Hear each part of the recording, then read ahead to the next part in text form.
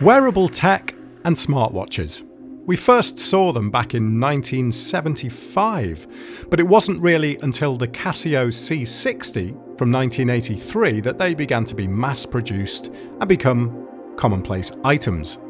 Since then, they've existed in numerous guises, but it took until 2014 for them to really return and for the smartwatch to be born. 2014 happened to be the year that the Apple Watch was announced, but I'm certainly not going to make the claim that Apple Watch was the first smartwatch. It's effectively YouTube's suicide to inaccurately give Apple credit for something they didn't do. Other companies, including a Kickstarter company who released the TrueSmart 1 year earlier, were pushing out these solutions well before Apple. But let's get back to reality. Apple, love them or hate them, know how to make appealing products. They leak the lust for technology from the geeky few to the masses. They make technology that everybody wants to own, whatever the reason. The release of the Apple Watch made smartwatches a real consideration for people again, with better display technology, marginally better battery life, though primarily through tweaked power management rather than better batteries, and great connectivity to phones that are now with people 24/7 anyway. How could you not want this as the perfect wrist companion? Well, it's taken me 3 years to come around to the idea. I've finally shelled out £400 on an Apple Watch Series 2. Nothing flash, standard case, standard strap, but still £400. Now, I've had it for 2 weeks and I wanted to share my thoughts on what I like about it, what I don't like about it, some of the surprises I've had since owning it, whether you really need one at all. Now, I know this is just my opinion. I always stress this at the start of the video, so don't come back saying I'm talking rubbish. This is my opinion. What I would like to hear from you on is your thoughts on your experience using a smartwatch, or your thoughts generally on whether people really need this type of technology. Do you need an Apple Watch? Well, I went into this with eyes wide open.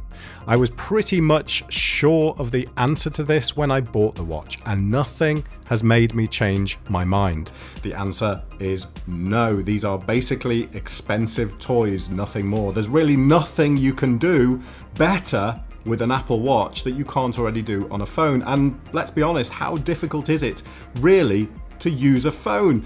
If you're buying a smartwatch, I can pretty much guarantee you're the sort of person who's already pretty familiar with using their phone. And over the last 5 years or so, we've become very practiced at whipping out our phone, unlocking it, and doing whatever we need to do on it, whether it be typing a message, paying for something, whatever. It's not a difficult thing to do. So really, the watch is just not needed. It doesn't have that many benefits. If you're expecting this to revolutionize your life in some way, I think you'll probably be quite disappointed. To me, it felt like getting a new work laptop, or maybe a kind of new fancy washing machine or something. You kind of take a look at it and you look through the instructions and what it can do and have a play around with it, but it just really isn't that exciting. So why did I buy an Apple Watch? Well, my main impetus for buying a smartwatch was so that it could act as a fitness tracker, if only a basic one. My partner has recently invested in a nice TomTom dedicated fitness tracker, which I tested out on a few walks and runs, and that's all it took to like the idea. So I decided to go down the Apple Watch route. Just a basic fitness tracker, but I did have a couple of prerequisites. So I wanted it to have built-in GPS, and I wanted it to have a heart rate monitor. So the Series 2 sort of fits quite nicely with that. And of course, I own an iPhone, so the two kind of work together very nicely. If you're not a fitness person at all, and that's not going to come into your agenda whatsoever, then I think that you're going to struggle to justify the price tag on one of these devices, because it is a big part of the Apple Watch, and I'll come back to that a little bit more later. What about battery life? Let's talk about battery life. Initially, the idea of charging a watch seemed crazy to me. I'm just not used to doing that. I've never had to do that in the past, and I was concerned that maybe having to charge the watch would make this an unusable, or basically just a device that's a real pain in the arse to use. You know, having to think about and worry about charging a watch all the time was a concern for me before buying it. But I have to say that's one of the things that's worked out better than I expected. overall, I'm getting about 48 hours usage from the watch. I don't need to charge it every day. Every other day is working out okay at the moment. I wouldn't say I'm a heavy user, but I do get my notifications through on my watch, and I have been using it for workouts. I must stress, however, at this point that I have not yet left my phone at home. I'm new to running, and as such, I have been carrying my phone with me all the time. That's really more for my own personal safety, I think, than anything else.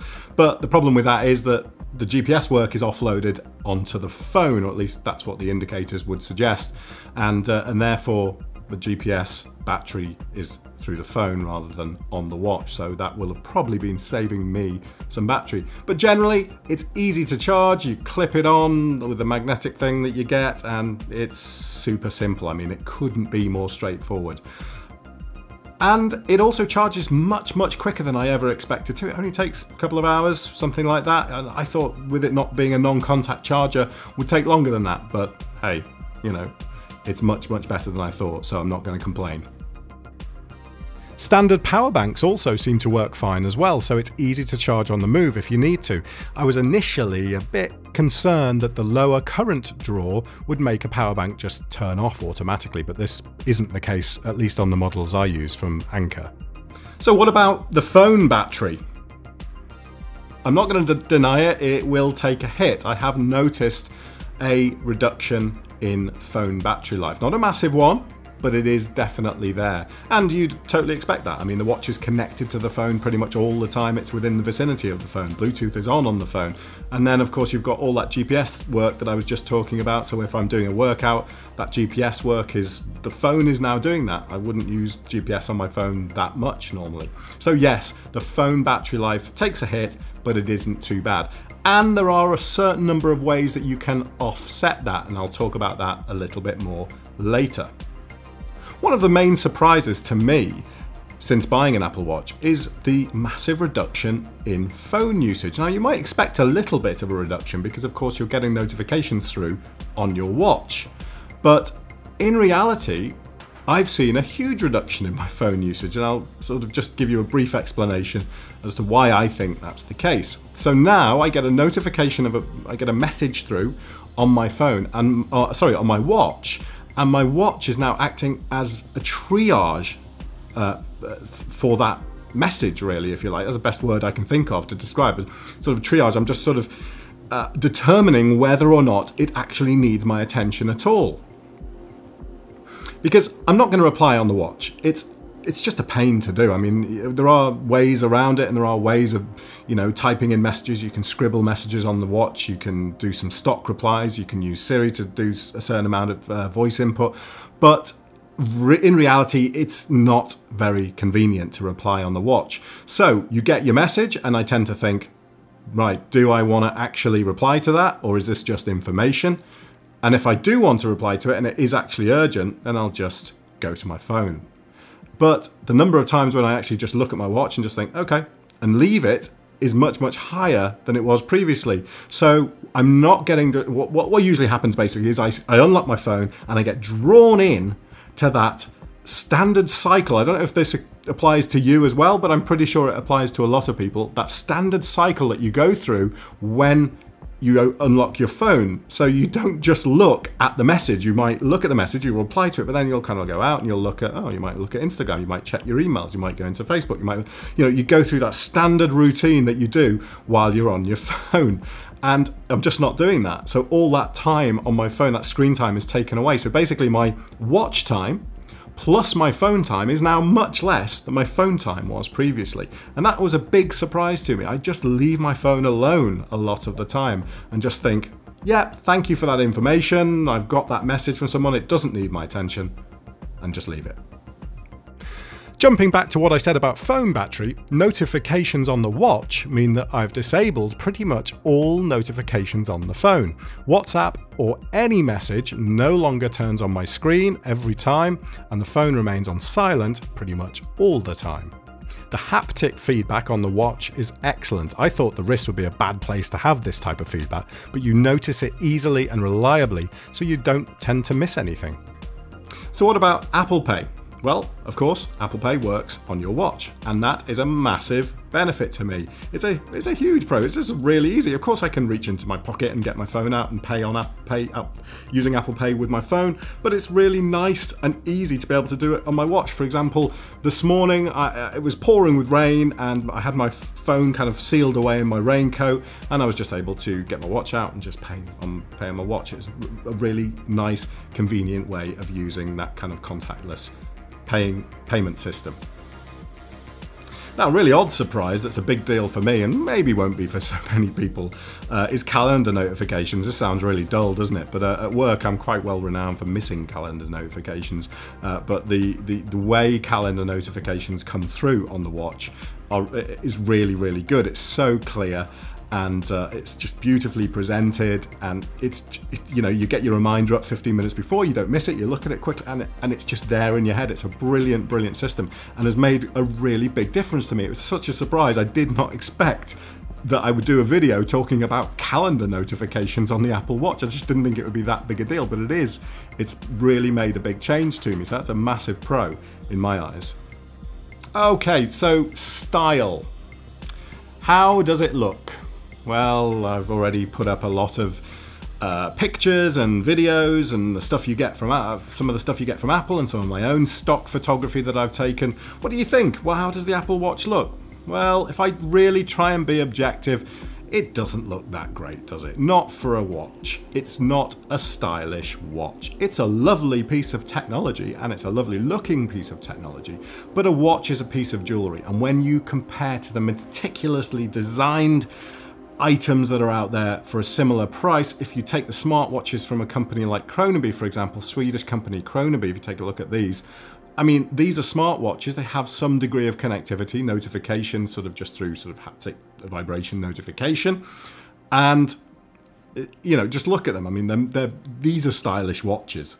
However, the Apple Watch, sometimes I look at it and I actually think it's quite ugly.